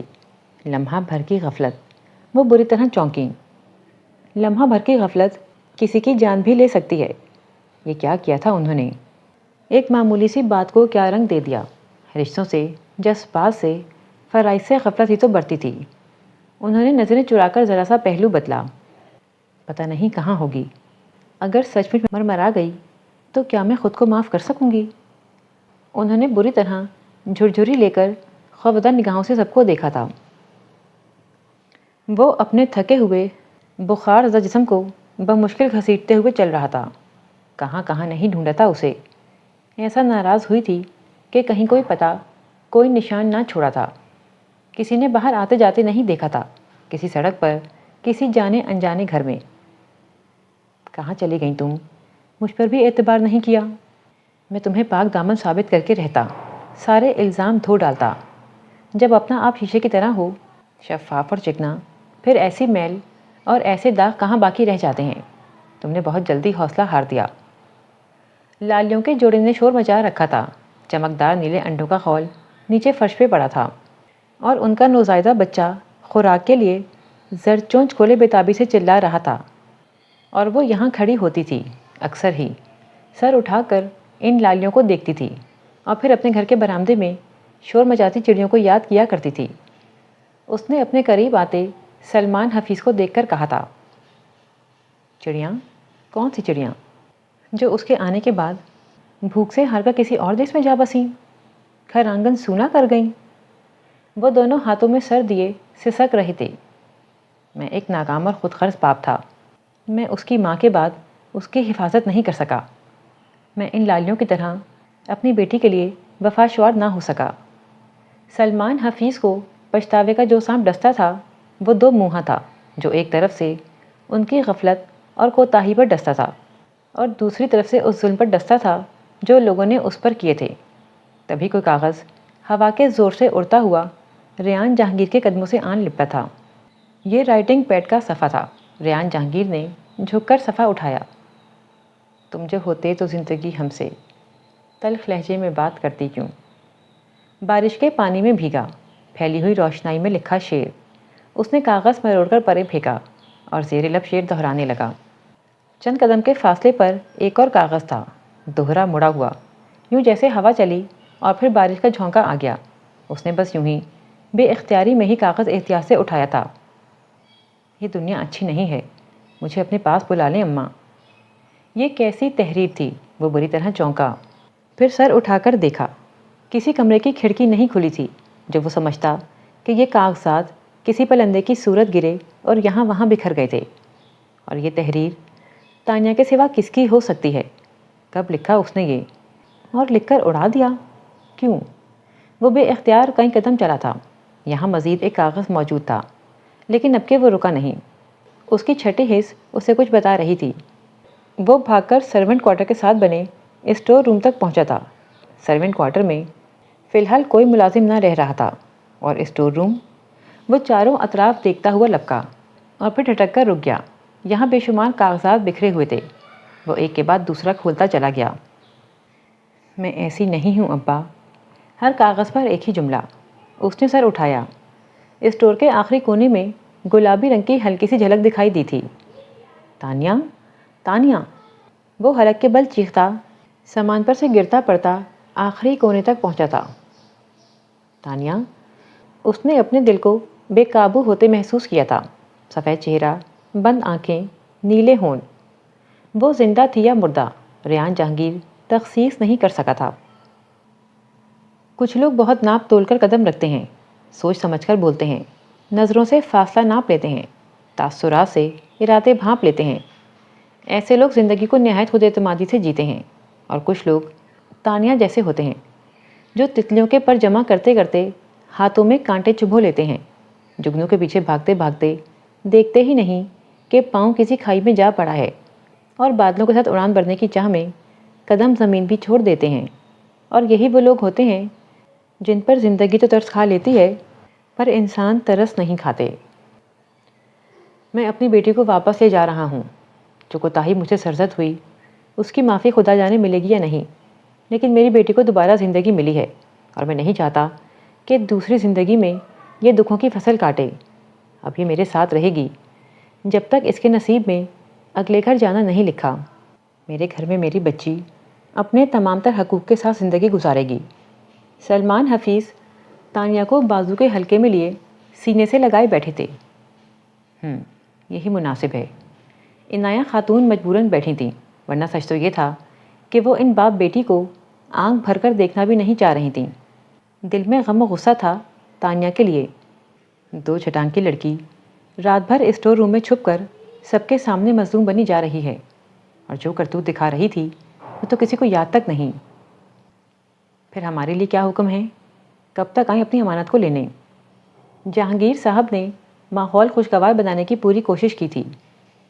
ابھی کیا کہہ سکتا ہوں آپ ہمارے غریب خانے پر آئیے، چاہت ہے تو سوال ڈالیے، پھر دیکھتے ہیں جو اللہ کی رضا۔ عنایہ خاتون نے ابا کو فون کر دیا تھا۔ میں کیا کہوں گی، کیسے بتاؤں گی کہ ان کی بیٹی ایسی نہیں ہے۔ وہ کانٹے کی نوک پر کھڑی تھی اس رات، اور کچھ سجھائی نہ دیا تو رائٹنگ پیڈ اور قلم لے کر باہر نکل آئی۔ ابا بہت غصے میں آئیں گے، آتے ہی گلا دبا دیں گے، میری بات سننے کا حوصلہ کہاں ہوگا ان میں۔ اسے اپنے ہاتھ پاؤں ٹھنڈے ہوتے محسوس ہو رہے تھے۔ خط لکھتی ہوں، سب بتا دوں گی انہیں، خود سامنے نہیں آؤں گی۔ وہ ڈری سہمی سرونٹ کوارٹر کی سیڑھیوں پر آ بیٹھی تھی، بلب کے عین نیچے، جہاں پتنگے جل جل مرتے اور اس پہ برس رہے تھے۔ اس نے قلم کی نوک کاغذ پر رکھی، مگر ان سے بے سلیقہ بے طریقہ لوگوں کو قلم سنبھالنے کا ہنر بھی کہاں آتا ہے۔ کہاں سے شروع کروں، کیا لکھوں، کیسے کہوں؟ وہ تھک کر رو دی تھی۔ کتنے صفحے پھاڑ دیے، ایک سے زیادہ جملہ لکھا ہی نہ گیا۔ ابا میں ایسی نہیں جیسی آپ نے سمجھا، جیسی عنایہ خاتون نے سمجھا، میں بالکل بھی ویسی نہیں ہوں۔ وہ جو سوچتی تھی آنکھوں کے راستے بہہ نکلتا تھا، پھر کاغذ پہ کیا ٹھہرتا۔ اس نے کاغذ قلم سب پھینک دیا۔ چھپنے کے لیے اسٹور روم سے بہتر جگہ اور کوئی نہ لگی تھی۔ ابا واپس چلے جائیں گے تب باہر نکلوں گی۔ اس نے اپنی دانش میں بہت سمجھداری کا فیصلہ کیا تھا، اور پھر وہ رات اسٹور روم میں گزری، اس قدر بھیانک رات جس کا اس نے کبھی تصور بھی نہیں کیا تھا۔ اس رات اسٹور روم کے باہر اماں تھیں، سفید کفن اوڑھے، ان سے پرے خاور تھا، سرخ آنکھوں کے ساتھ۔ ابا تھے جن کی آنکھوں کا تاثر بارش میں بھیگی کٹیلی ہوا سے زیادہ سرد تھا۔ اسٹور روم کے دروازے پر چمکتی دو آنکھیں تھیں جو اسے بے طرح گھور رہی تھیں۔ کیا تھا وہ؟ کوئی خونخوار بلی، کوئی کتا۔ اسے اپنی نفس ڈوبتی ہوئی خود بھی محسوس ہوئی تھی، اور جب اس نے ہسپتال کے اس کمرے میں آنکھیں کھولیں تو منظر بدل چکا تھا۔ ابا اس کا ہاتھ تھامے ہچکیوں سے رو رہے تھے۔ وہ ٹکر ٹکر انہیں دیکھے گئی۔ اعتبار مٹی یا ریت کا گھروندہ ہوتا تو جتنی بار بھی گرتا میں روز تعمیر کر لیتی، پر اعتبار تو کانچ کا کعبہ نکلا۔ اسے دوبارہ جوڑنے میں میری تو انگلیاں فگار ہو گئیں ابا۔ وہ ابا کے سامنے یوں پہلی بار پھوٹ پھوٹ کر روئی تھی۔ عنایہ خاتون سر جھکائے کھڑی تھیں، اور ریحان جہانگیر کے چہرے پہ جو تفکرات کے بادل تھے، ان میں سے قطرہ قطرہ بہتا دکھ صرف اور صرف تانیہ سلمان کے لیے تھا۔ یہ لڑکی بہت کمزور اور معصوم ہے، زندگی کے پرخار راستوں میں اسے ساتھ لے کر چلنا ہوگا، ورنہ پتہ نہیں کب اور کہاں کانٹوں میں دامن الجھا لے۔ وہ دھوپ میں پاؤں پسارے بیٹھا تھا، یوں جیسے بہت فرصت میں ہو۔ اس نے تانیہ سلمان کو گھر سے نکلتے اور پھر گاڑی میں بیٹھتے دیکھ کر سوچا تھا، بہت مضبوط لوگ اگر کمزور لوگوں کا ہاتھ تھام لیں تو زندگی میں توازن آ جاتا ہے، اور یہ زندگی تو بچائی ہی میں نے ہے، سو میری ہی امانت ہے۔ وہ کھل کر مسکرایا تھا۔ بادل چھٹ گئے تھے، بہار کا ہر رنگ دھوپ میں پہلے سے زیادہ چمکدار اور گہرا تھا۔ وہ گنگناتے ہوئے اڑ گیا۔ اسے یہ سارے رنگ چرانے تھے، اس لڑکی کے لیے جس کی زندگی سے ریحان جہانگیر کی ساری خوشیاں جڑی تھیں، اور جس کے پرخار شب و روز پہ بہار آنے کو تھی۔ سچ شکر کہ اللہ تعالیٰ نے تقدیر لکھنے کا کام کسی انسان کے سپرد نہیں کیا۔ اس نے عنایہ خاتون کے کمرے کی کھڑکی کو بند ہوتے دیکھ کر سوچا، اور پھر سیٹی بجاتا اپنے گھر کی طرف چل دیا۔